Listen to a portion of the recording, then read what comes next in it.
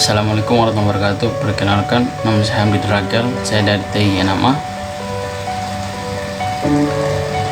Di sini saya akan membawakan materi tentang bisnis plan dari mata pelajaran kewirausahaan.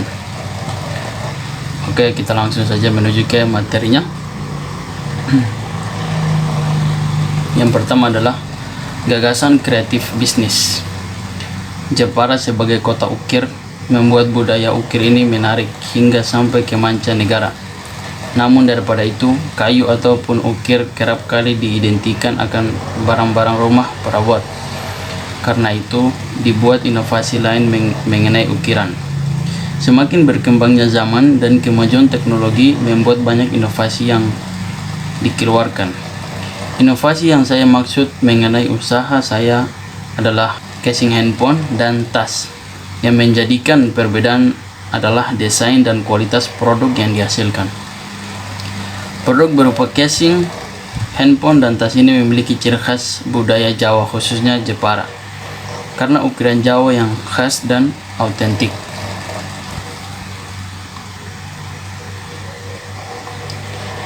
Nah, ini ada contoh. Oke, selanjutnya analisis pasaran dan pemasaran. Produk yang akan dihasilkan di sini yaitu casing handphone dan tas. Gambar pasar selain face to face dengan konsumen juga melayani melalui media sosial. Selain itu dengan mengadakan belajar mengukir lalu dengan diberikannya diskon. Target pasar yang dituju per individu usia produktif 14 sampai 50 tahun. Kalangan sosial menengah ke atas, adanya kemampuan daya beli.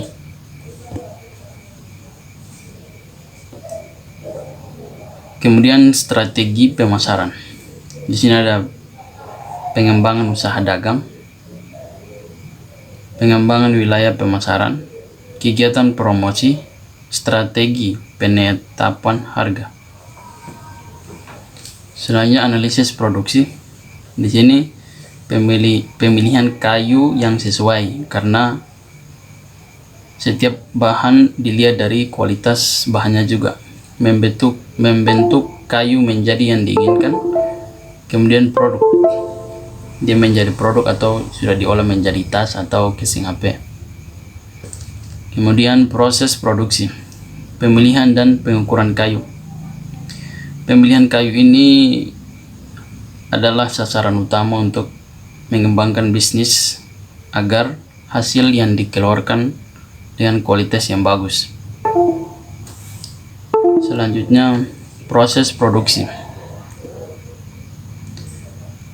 Peralatan kayu dengan diserut. Di sini biasanya menggunakan peralatan tradisional yaitu skap kayu, dan kedua peralatan yang lebih baik lagi yaitu dengan mesin skap. Selanjutnya proses produksi, pengeboran dan pemberian lubang. Di sini adalah proses pembuatan casing HP, tas, dan lain-lain. Kemudian pengukiran kayu. Di sini bisa kita lihat kualitas kayu yang diberikan dan kualitas pahatannya juga bagus. Dan ini hasil finishing yang diukir sedemikian rupa menjadi ukiran yang bagus. Kemudian ada rencana pengembangan usaha. Pertama yaitu strategi pemasaran, mengenali konsumen, melakukan promosi, memilih lokasi yang strategi, menggunakan internet marketing, dan menjalin hubungan yang baik dengan konsumen. Strategi produksi, adanya kualitas dari proses produksi yang menghasilkan produk yang memuaskan dan ketelitian yang tinggi. Ini menjadi strategi produksi agar hasil yang dia dikeluarkan itu sangat baik. Strategi organisasi dan SDM, pendekatan strategi pengelolaan karyawan yang komprehensif untuk mengidentifikasi, mengevaluasi, mengembangkan, dan mengalokasikan SDM yang bertalenta untuk membantu kegiatan penciptaan kinerja terbaik. Jadi strategi organisasi dan SDM ini mencari orang-orang yang produktif yang pengalamannya dalam memahat kayu. Strategi keuangan: membuat laporan arus kas, menghindari uang yang tersimpan di karyawan, melakukan cek secara berkala, dan membuat pembukuan dengan rapi. Kemudian analisis keuangan. Di sini ada bahan baku dan bahan pendukung. Di sini kita lihat jenis kayu-kayu jati dengan harga 3 juta per 20 batang. Berarti hasilnya 150 juta. Kemudian sini kita lihat bahan pendukung, yaitu mesin skap dan lain mesin bor dan mesin lainnya menggunakan analisa keuangan. Analisa dampak dan risiko usaha. Dampak terhadap masyarakat sekitar. Yang pertama, dampak pemasaran, dampak produksi dan teknologi, dampak organisasi dan SDM.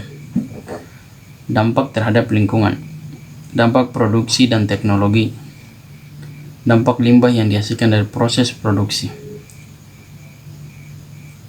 Analisis risiko usaha, adanya penipuan karyawan, kepercayaan, dan konsumen.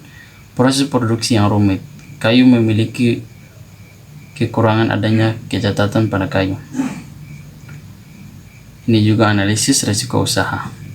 Penerapan strategi pemasaran yang berkala, pemilihan kayu yang berkualitas, strategi produksi yang tepat. Kita membutuhkan analisis dampak dari risiko usaha, itu sangat penting agar melihat ke depan usahanya seperti apa dan berjalannya seperti apa. Kemudian ada analisis lingkungan bisnis atau SWOT.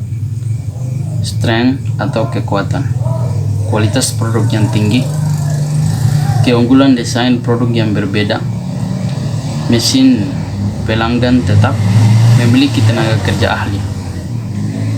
Yang kemudian kelemahan atau weakness, keterbatasan promosi, memerlukan jumlah modal yang besar, jalur akses dalam pengambilan bahan baku yang kurang memadai, kurangnya efisien waktu.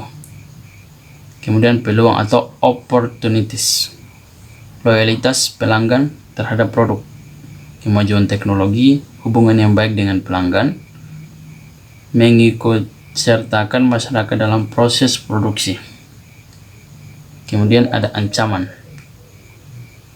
lingkungan pesaing yang ketat, turunnya daya beli masyarakat, kelangkaan bahan baku, strategi bisnis yang mudah ditiru.